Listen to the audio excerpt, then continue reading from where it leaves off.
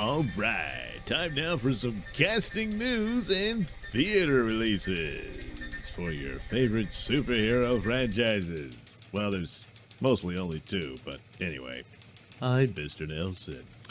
Well, some suggesting this is to cover up any Snyderverse talk by Warner Brothers. They've recently announced actually quite a few, but what caught my eye, and much to my delight, is Pierce Brosnan. Yes, Brosnan. Pierce Brosnan will be playing Kent Nelson. That's Dr. Fate in the Black Adam film. So I wasn't sure they would do this. I figured they would just jump to an Egyptian teenager that is now Dr. Fate in the comics, albeit mentored by Kent Nelson. And I wasn't sure they would even bother with that. And it appears that Black Adam will be covering several different eras of time. Of course, he's from the make-believe, the fictional nation of Kondak, but it has his involvements with ancient Egypt, and was the original chosen champion by the wizard Shazam, and he abuses those powers. So in the ancient setting, it would seem that he might come into contact not only, of course, Shazam, but also Nabu, who is the old mystic that his spirit is within the helmet of Dr. Fate. And so it's actually sort of you sort of join with Nabu to get the Dr. Fate powers, and that's what Kent Nelson does in his story of his father's an archaeologist. I think maybe they'll kind of change it to where he's the archaeologist. I don't know, but they stumble upon this tomb and they release the spirit of Nabu and all that. So it would fit in with the same era of Adam, and then I guess maybe they defeat him, and then it jumps to the World War II era, maybe. And like Nabu defeats him originally, perhaps, and then the World War II era he returns. And then the Justice Society deals with him. And they've cast Aldous Hodge, who's a black man, as Hawkman. However, you say, yeah, it's a race swap. Yeah, for the most, sort of. But there's a little caveat there where, Hawkman reincarnates, so there could have been different versions. I don't know which version he's playing. Because he could be in ancient Egypt as well, because that's part of the Hawkman story. I believe it's supposed to be the Khufu, or whatever they think, one of the pharaohs. I don't know, I can't remember. Or he was just one of the guys around when Khufu was in power.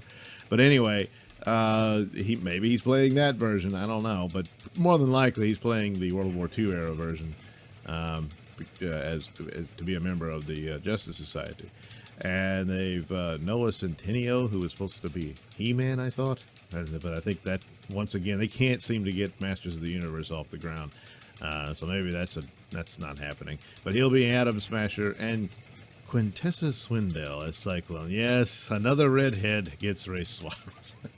I don't know. Well, okay. So there's really no wiggle room there as there is with Hawkman. So, but amazingly enough, yes, the Kent Nelson character will be acknowledged. But I think it's like a one-shot deal. In any future, Dr. Fate will be Khalid, I believe his name is. Only know him from reading Justice League Dark, which there's an interesting thing. How does this play? Will Bad Robot allow this to succeed when they want their own Dr. Fate? I don't know. But it's also an interesting thing. I wonder if they'll do this for their Blue Beetle project, where they'll acknowledge that there were two other Blue Beetles before Jaime Reyes took on the mantle.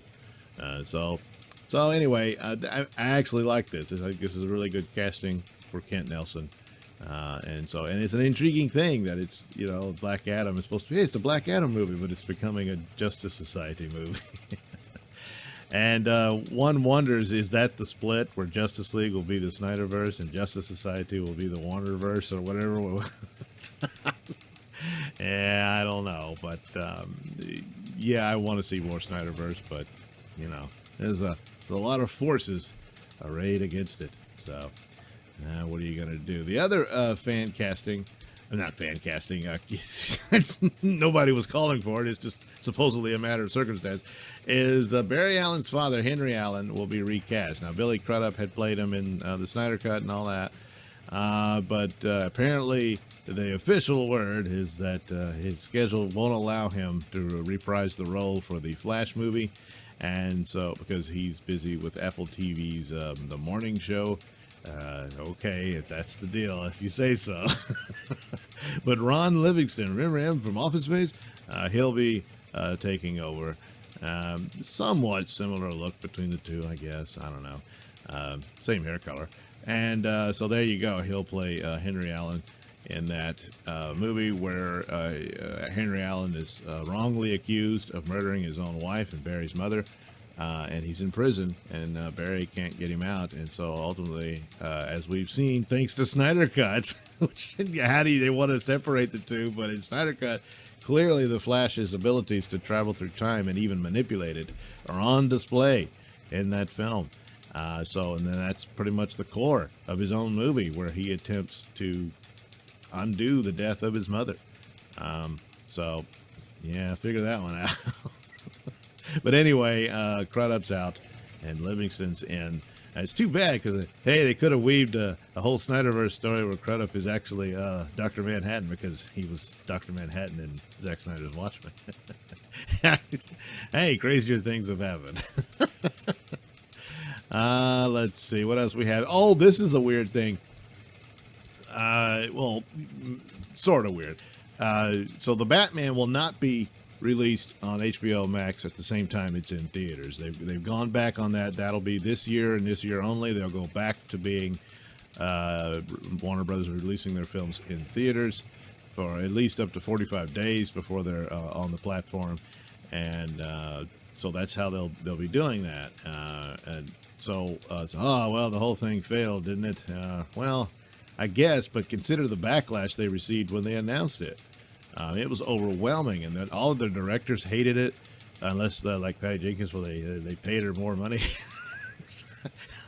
All of a sudden, her attitude changed for Wonder Woman 84 release. So, and then Nolan, I think he said he's done with Warner Brothers now, and that's their top talent, and so they paid a heavy price in a lot of ways for this. So it stood to reason, if there's a chance to go back. And I mean, they were kind of caught in a mess there with the lockdowns and everything. Well, what do you do? And all these movies were delayed and delayed. Wonder Woman 84 was supposed to have come out much sooner than it did. And so they were in a bit of a bind with the lockdowns and whatnot. So for the sake of the theater industry, it needs to continue to open up. So it's good news for them. So the Batman will be first in a movie theater before it's anywhere else. So there you go. So there's that. Meanwhile, Warner Brothers did it, but Marvel was saying that oh no, we're not doing it. We're sticking with the theaters and everything. Well, Black Widow will debut on Disney Plus the same day it's in theaters. So it's kind of the same thing, but there's a little catch. You got to pay extra to see it. So there's a premiere cost on the Plus site, and I'm sorry, but no. And I've already canceled my subscription over Gina Carano, so yeah, I got about a week left on it now, I think, and that's it. So I'll just go to the theater and watch this one. But boy, I tell you, after watching 2 episodes of Falcon Winter Soldier, I'm not all that impressed. But anyway, hopefully this will be better. But it's kind of this, a backstory, really, or how do you put it, a prequel story now? I guess because we already know what happens to her. She's dead. There's rumors that there'll be some time travel shenanigans in the teaser at the end that brings her back or something. But I thought they would just replace her with a new Black Widow, and that her sister would take over or something like that. But anyway, yeah, it's odd, isn't it? As soon as Warner Bros. Says, okay, we're going back to theaters, Disney says, all right, we're going to do back and forth with those two. It's kind of mirroring the comic book situation, because DC Comics, which was actually a much better decision for them, guys. I didn't see they had any other choice there either, was to abandon Diamond distributors and seek out another, although that didn't exactly work out well for them. Now Marvel's doing it. They're going with Penguin Random House, so there could still be distributed through Diamond, should you so desire, but they gotta go through the Penguin Random House. So it's odd, you know. And then Marvel Comics announces this. Oh yeah, that's really clever. It's, you know, when DC announced it, oh, it's horrible. You trade. Marvel are the cool kids. DC Comics are the nerds, and that's the way it is. See, high school never ends. Oh boy! So finally, Suicide Squad trailer came out, which I've heard tell is another way of taking away thunder from Snyderverse, because the movie's got a ways before it comes out, so it's kind of early to release it. I think it's like, what, in the fall, like August or something like that. But I watched the trailer, and it's not like I was like, oh my god, this is horrible, but it just, I was not hyped at all by it. It's trying to be funny, and it's not. I was kind of surprised. I don't like James Gunn. I think he's a creep, and he's a hypocrite too over cancel culture, you know, because or is he? Because I don't think he was ever really canceled. I think that was all fake. I mean, there's people who wanted him canceled over those nasty tweets he did, but Disney's like, all right, we'll take a break, and then you can come back, and that's what happened. And then he goes and does this movie for Warner, which Warner had no problem with his tweets at all.